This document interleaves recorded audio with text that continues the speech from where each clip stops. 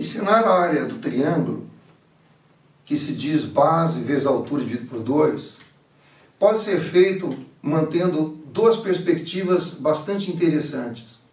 Primeiro, para mostrar para o público, de uma forma geral, que a matemática foi desenvolvida por homens e também por mulheres.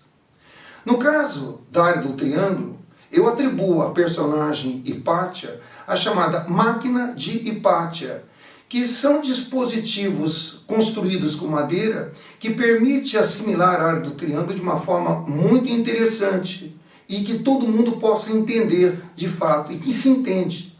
Assim, para articular isso que a gente diz de base vezes altura dividido por 2, ou área do triângulo, que se aprende lá na primeira infância, vamos dizer assim, pode ser vista desse modo. Tá? Dá uma olhada aqui.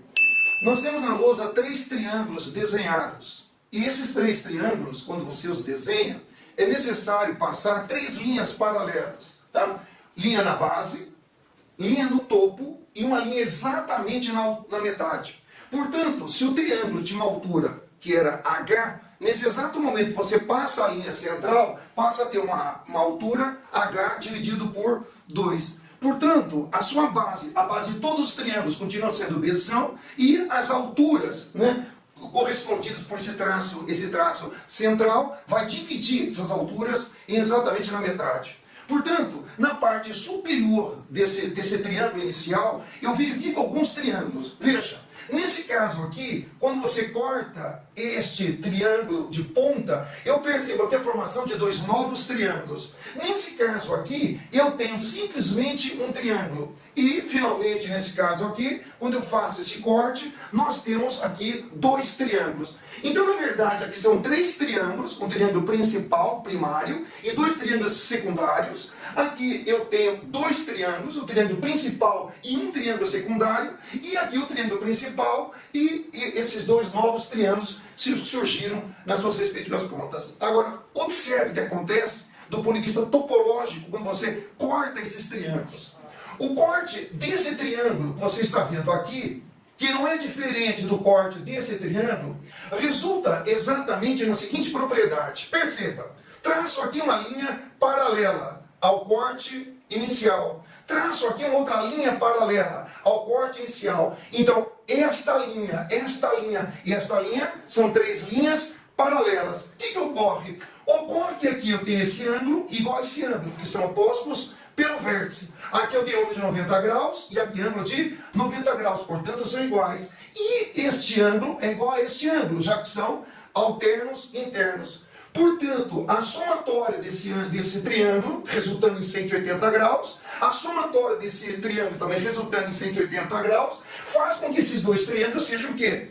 Congruentes. Portanto, eu projeto esse triângulo na parte inferior. E o que ocorre? Ocorre que ele simplesmente desaparece aqui e se encaixa exatamente nesse pedaço original. É a mesma coisa aqui. Este ângulo é igual a este ângulo, este ângulo é igual a este ângulo e este ângulo é igual a este ângulo. Se eu arremessar, se eu cortar esse triângulo, ele coincide com o espaço de baixo. Portanto, isso aqui desaparece e eu tenho a formação exatamente de um retângulo. Ou seja, você transformou um triângulo em uma figura retangular, cuja área é a base vezes a altura dividido por 2.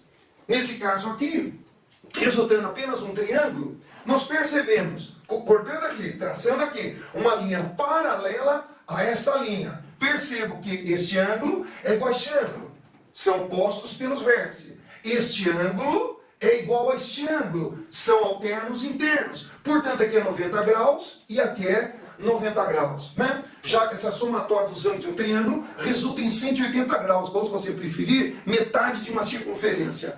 Portanto, se você projetar esse triângulo na parte inferior, ele simplesmente desaparece aqui e se encaixa exatamente aqui. Ou seja, novamente eu tenho a formação topológica de um retângulo, cuja área é base vezes altura dividido por 2. E agora o terceiro e último triângulo, que acontece do mesmo modo. Perceba, né? Faço aqui uma linha paralela a esta linha que você está vendo aqui.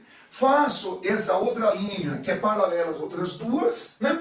E nós percebemos que esse ângulo é igual a esse ângulo, são opostos pelo vértice. Nós temos aqui ângulo de 90 graus e de 90 graus. Assim, obrigatoriamente esse ângulo tem que ser igual a esse ângulo, já que a somatória dos ângulos internos de um triângulo é 180 graus. Assim, se você projetar esse triângulo na parte inferior, ele simplesmente desaparece aqui e coincide com a figura, um pedaço da figura do retângulo. E a mesma coisa no último pedaço, ou seja, oposto pelo vértice, 90 graus, esse ângulo é igual a esse ângulo, eu arremesso, corto o triângulo e projeto na parte inferior, resultando um retângulo, cuja área é base vezes altura dividido por 2. Assim, nós podemos dizer que a área de um triângulo corresponde exatamente à sua base, que multiplica a sua altura,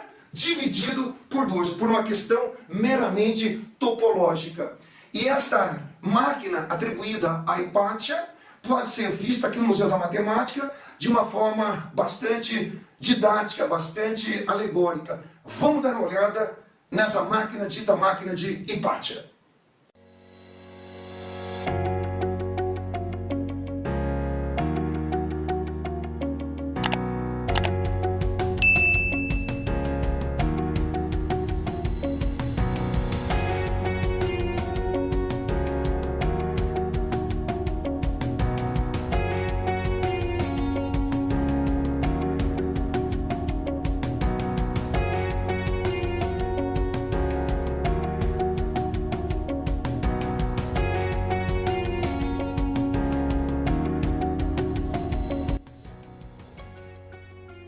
Olha esse experimento fantástico, com essa construção aqui super chique aqui do museu.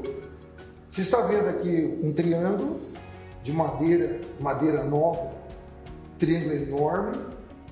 Ele foi simplesmente dividido aqui, como você está percebendo, em 2 outros triângulos menores, já que o corte na metade foi exatamente aqui. Então você tem uma altura dividida por 2. Assim, a área do triângulo, que é base vezes a altura dividido por 2, basta simplesmente você projetar esse pedaço, olha lá, ele se encaixa aqui, e projetar esse outro pedaço que se encaixa aqui.